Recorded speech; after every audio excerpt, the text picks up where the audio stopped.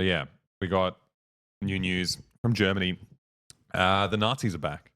Sick. We got Nazis again. I like. Yeah. So the far right is predictably winning seats in Germany.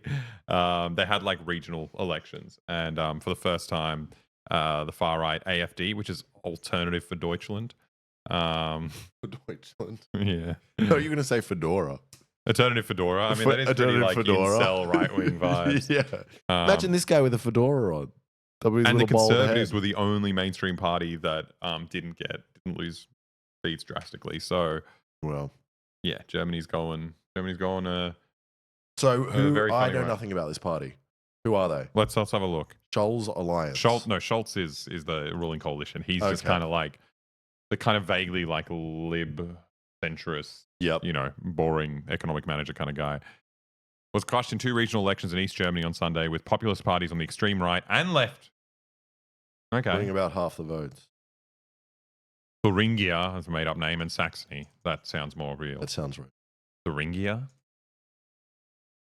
Okay. That's it sounds like a Lord of the Rings name. Thuringia. Well, it just sounds like kind of name like a far-right group would make up in order to pretend they won an election somewhere. Yeah, in ancient Thuringia.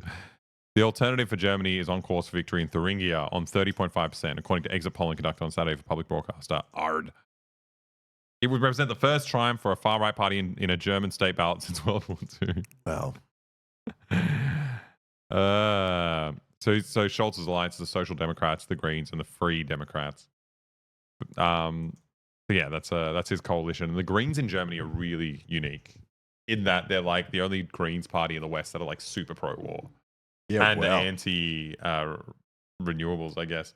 So why are they called why they're the Greens I party? think they've just shifted over time. I think the war in Ukraine really kind of melted a lot of people's brains in Germany. Yep. Okay. And they really want Germany to fight Russia and Ukraine, and they because Russia was like the main producer of natural gas, they wanted to move to other slightly more fucked alternatives, just because geopolitics was more important than their environmental goals.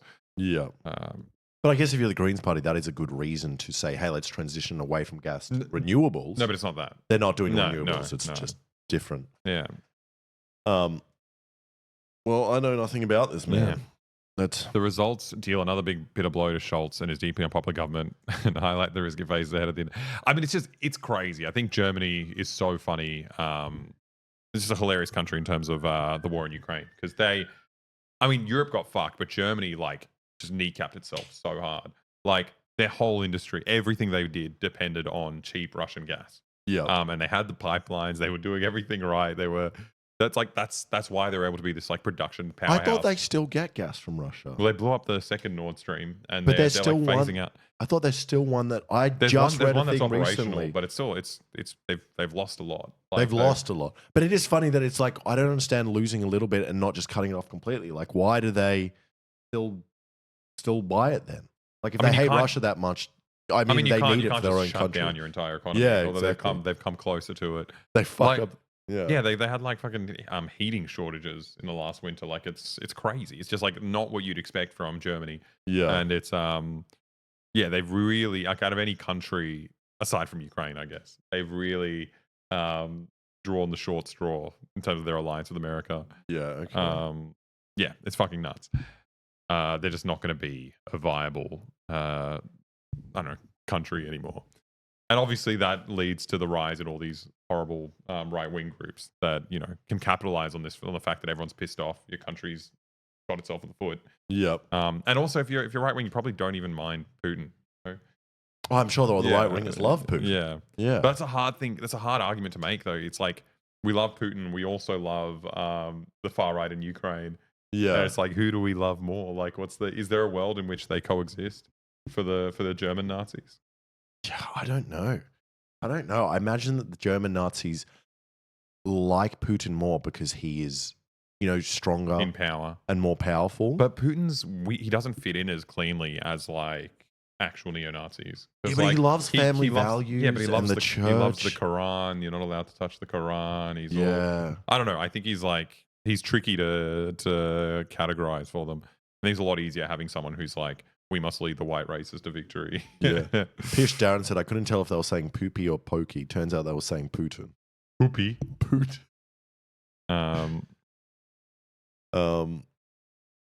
Early general election and fuel debate about whether Schultz is the right man to lead the Social Democrats. I mean, it's just this shit's so stupid. It's not like there's a right or wrong person. Like this is a much broader trend than this. There's the same thing with Netanyahu. It's just like, do we change Schultz? No, you fucking change your policy. Like, what are you talking about? This guy's not very popular. It must be this one guy. Well, that's how every political party operates. Yeah. They change the person on the top and nothing else changes. Oh, do we change our profile picture is what they're saying. Yeah. It's time to change our profile picture, boys. Yeah. Like, it's so annoying. Anyway,